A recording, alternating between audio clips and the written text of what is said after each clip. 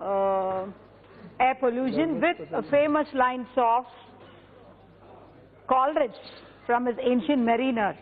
Those lines follow thus: water, water everywhere, and all the boats did shrink.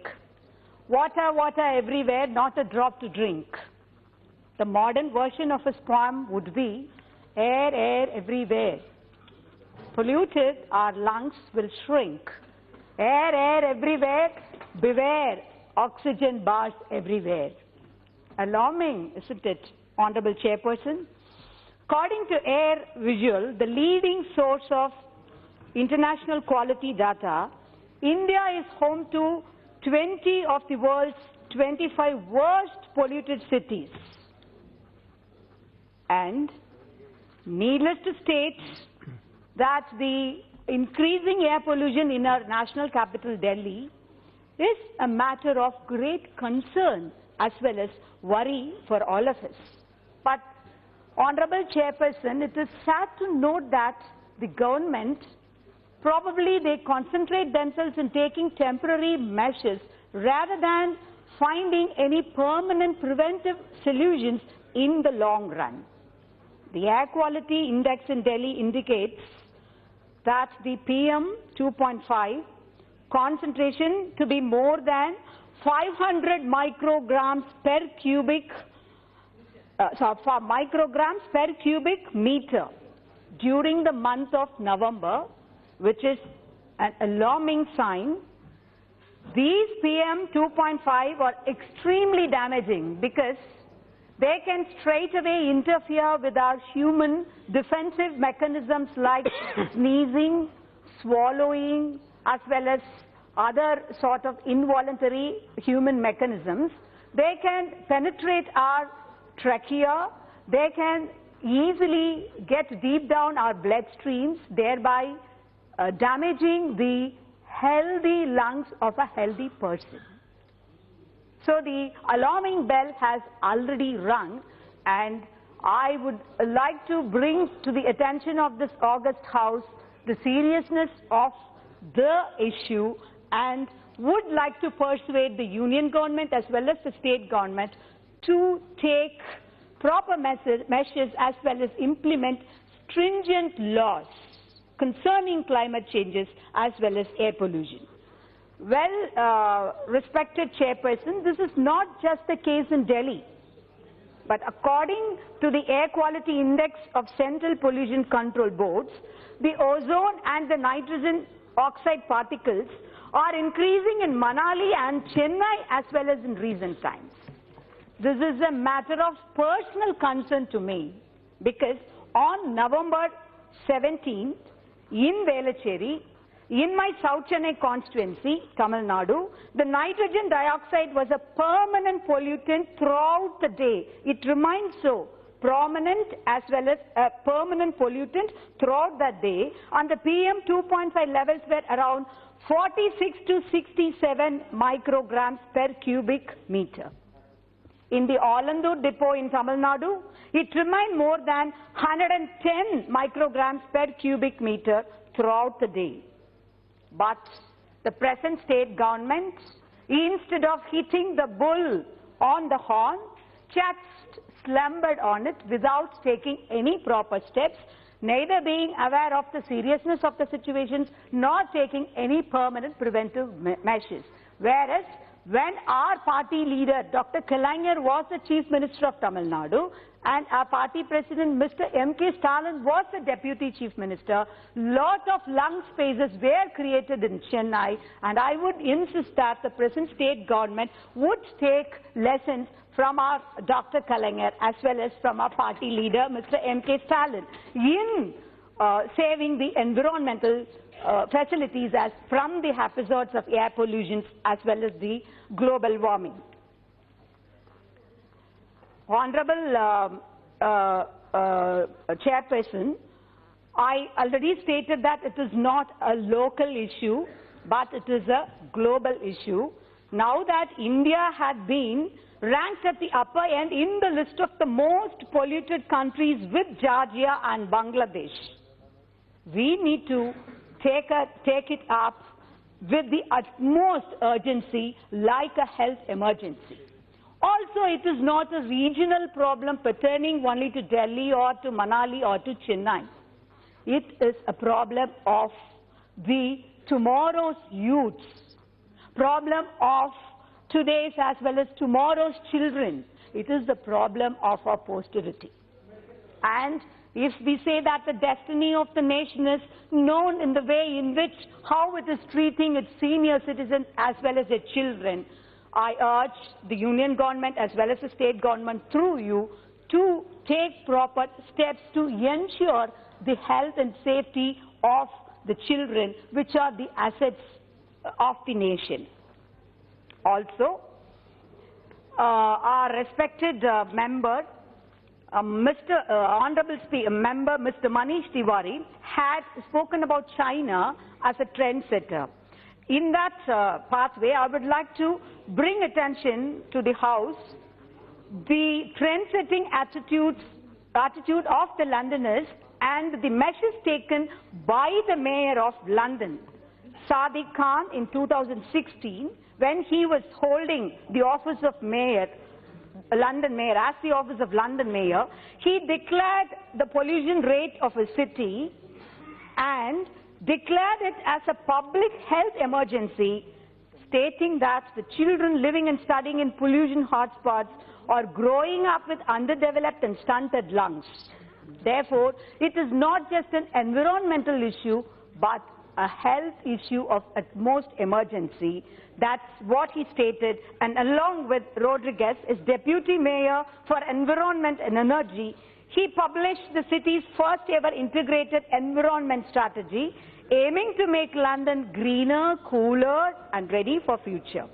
Probably they would have taken the cue from the famous English saying that we have not inherited this earth from our ancestors, but we have borrowed it from our children.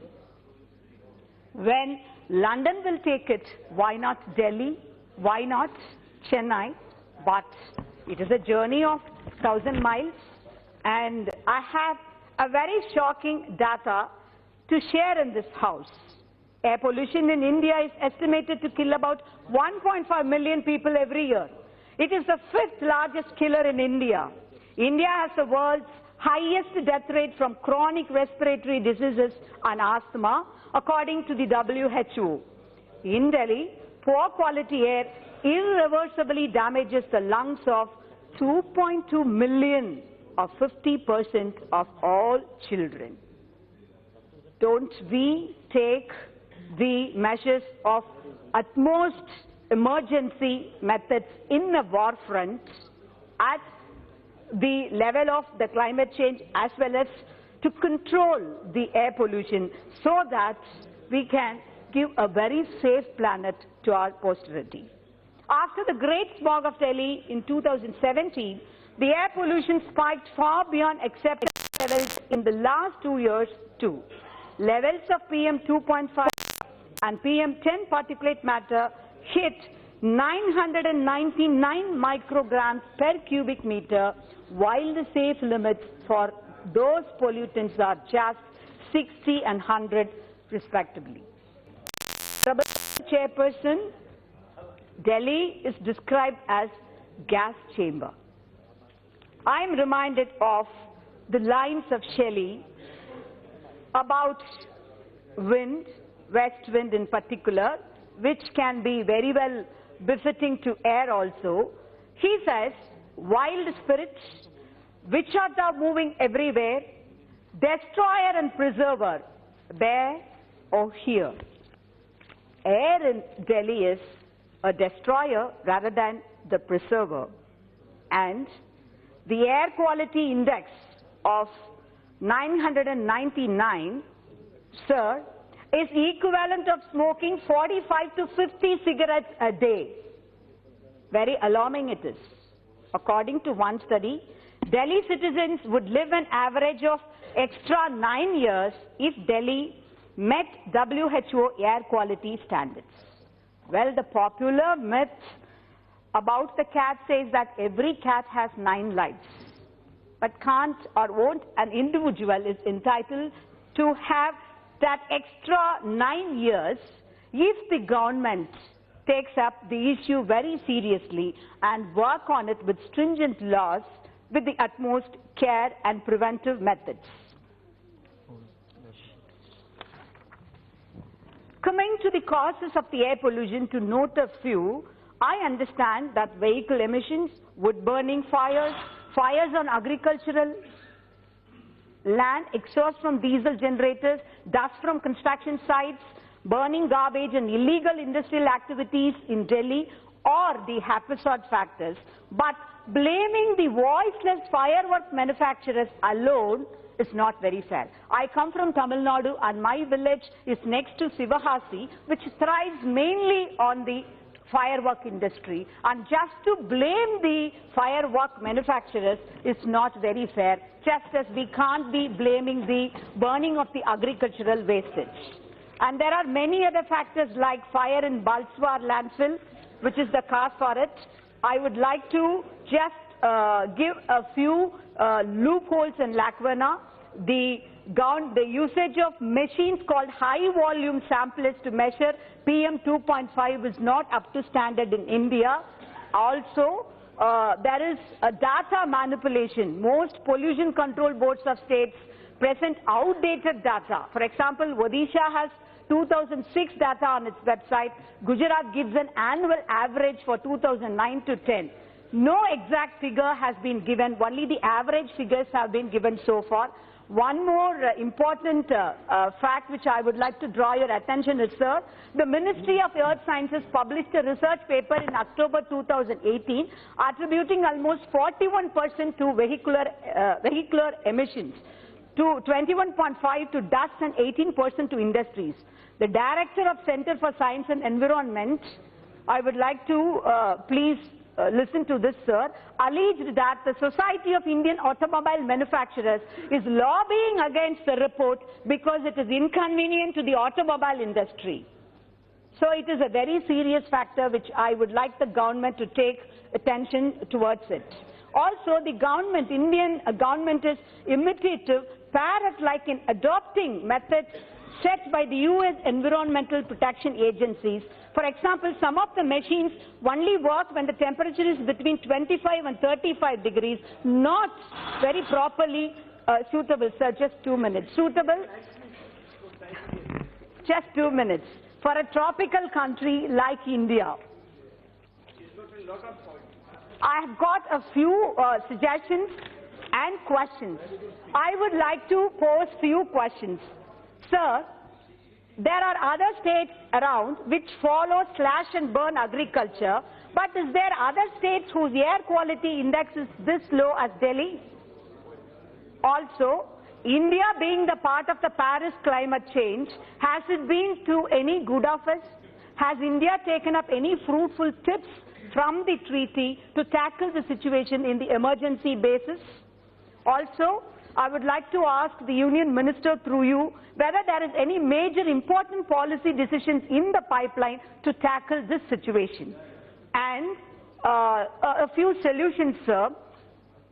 The major contributor for the air pollution are the construction sites, and the government, instead of making policies on the shadow level or the cosmetic levels, should make very strict laws, thereby insisting the compulsory covering of sheets around the construction areas, and the burning of the debris should be banned inside the cities.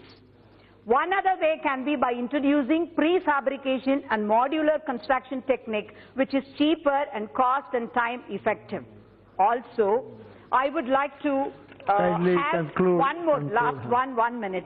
Like to make an appeal through you, sir, to establish a state-of-art scientific labs to produce artificial rains in the beginning of the winter seasons to wash away and reduce particulate matter and other pollutants in the atmosphere.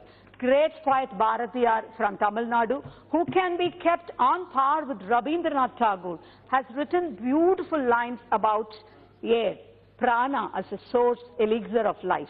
Kaatre va, magaranda thulai sumandu kondu, மனதை மயிலுறுத்துகின்ற இனிய வாசனையுடன் வா. அலைகளின் மீதும் இலைகளின் மீதும் தவழ்ந்து கொண்டு உராய்ந்து கொண்டு மிகுந்த பிராணரசத்தை எங்களுக்கு கொண்டு வந்து கொடு. காற்றே, உன்னை வாழ்த்துகின்றோம், உனக்கு பாட்டுக்கள் பாடுகின்றோம், உனக்கு புகழ்ச்சிகள் கூறுகின்றோம். The English translation is, O winds, I welcome you, the carrier of wonderful pollens, spreading the aroma of fragrant flowers.